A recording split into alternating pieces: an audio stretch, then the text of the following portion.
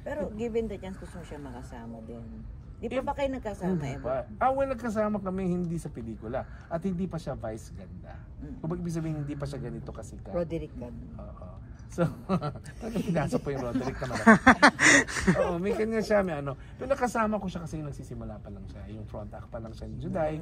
Nagpunta kami ng Canada. Yan. So, mga ganun pa lang. Tapos sa MTV, di ba, gesture siya doon. Kumbaga nagpapatuwa ng audience. Bago mag-start ang show. Bago mag-start ang show. Inamin naman niya yung interview niya kami. So, ganun lang ang pagsasama namin. Pero sa pelikula, wala pa. Meron nagtanong yun, nabanggit yun sa interview. Collab. Diba? Na kung pwede mag-collab. Anong sagot ko doon, if you remember ko nandun kayo, payag ako basta maganda ang script. So, okay ako. Kasi kaya, hindi dinugtong yun eh. Willing ba ako? Willing ako. Basta maganda yung script. Diba? Mapapag-usapan naman. Ako last na lang ko yan. Yes. Anong Pangalawang last na yan. Anong reaction sa title na binibigay sa iyo? Iconic comedian, something like Prince that? of Okay sa akin yung iconic comedian. Okay din sa akin yung comedy icon. Okay sin ganyan ginagamit na ng netizen, natutuwa nga ako. Itong mga Gen Z. Yung kasamahan ko mga Gen Z. Di ba? Pareho ko. Hindi, kitawag nila sa akin, the GOAT. So sabi ko, una akala ko kambing ako. Pero after a while, nagandahan ako. Nakita ko yung kinit sinulat eh. Sabi ko, wow, salamat. Okay na yun. Kaya kasi natatag ako as ano eh, di ba? Yung tinatawag nila na comedy gay icon.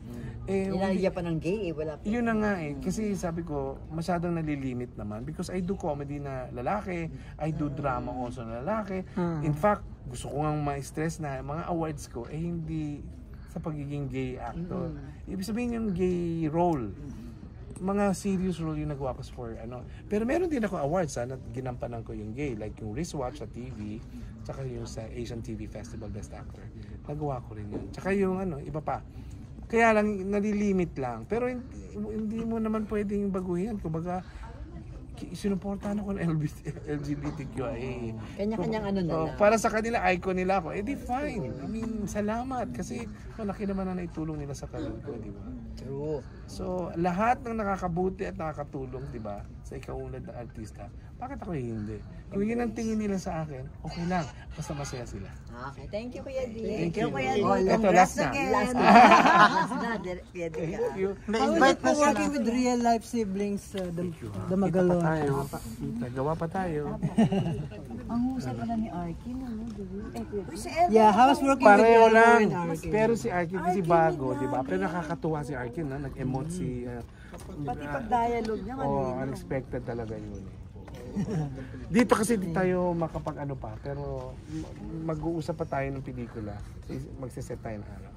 Yay! Bye Kuya D. Thank you Congrats! po. Bye. Paano lang?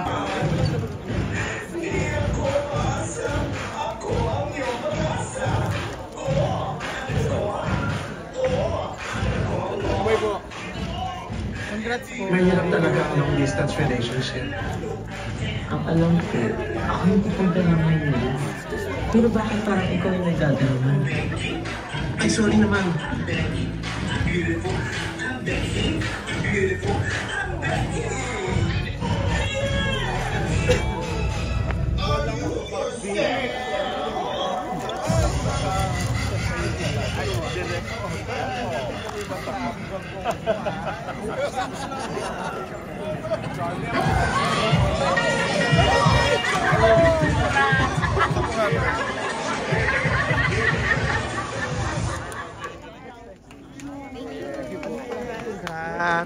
What can you say about the film?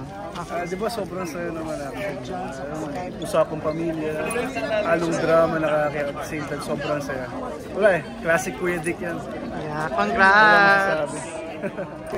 Congrats sa inyo, Naman! Joel Torres! Ay, sabay na pala dito! Kusog Pinoy! Yes! Si Attorney Du! Kuya Dick! Saya no?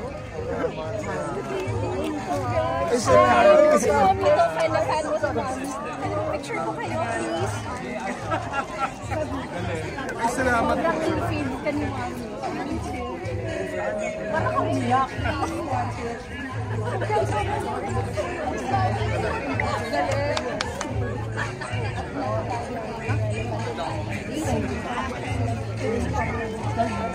Salamat po. Salamat po. Oo, naiyak siya.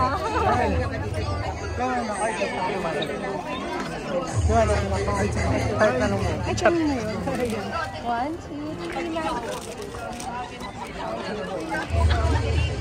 Salamat. Thank you sa inyo, ha. Maraming salamat. Love you too, love you too. Salamat sa inyo. I will not steal you anymore. Ay, sure. Ate. Masabat sila. Thank you. Yeah, happy na mas. Thank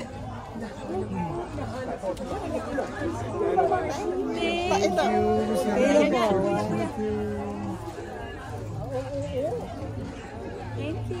Thank you. Salamat. Mawa ko ha. Ay, sige po.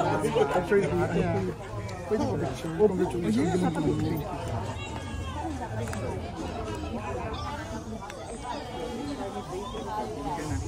Thank you. Galing-galing mo talaga. Kuya. Oh, yeah. Makikita tayo. Yes, yes.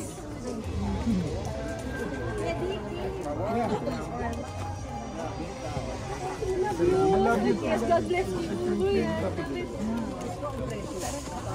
Ah, your mom! Yes! Ay, yung nag-uusap kami sa probinsya ni hindi, si Elmo muna.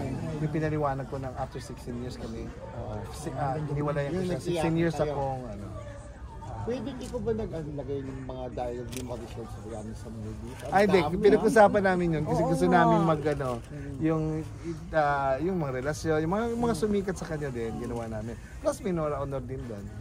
Hayo! Ang inaabangan, kissing scene with Don. Saan? Bakit? Wala. Hindi naman kailangan eh. Ayoko din yung kissing. Kasi pag kissing scene, baka Hindi mo pa ginawa, R na.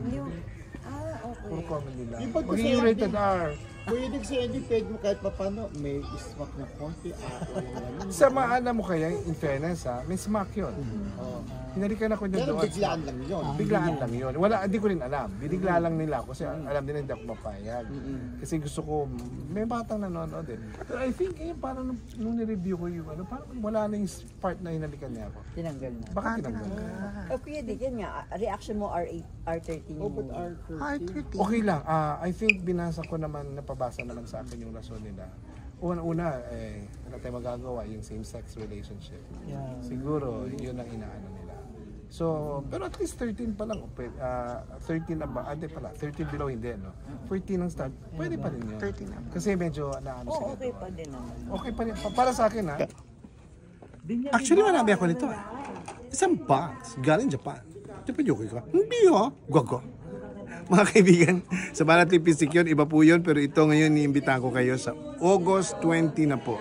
Panoorin nyo naman po ang Budrasta, ang Beking Ina. Palabas po ha, August 20. Magsama-sama po tayo doon manood para maging masaya. Okay? I love you. Thank you. Yay. Tapos I love Together Manila. I love Together Manila. Yay. Thank you po. Thank you.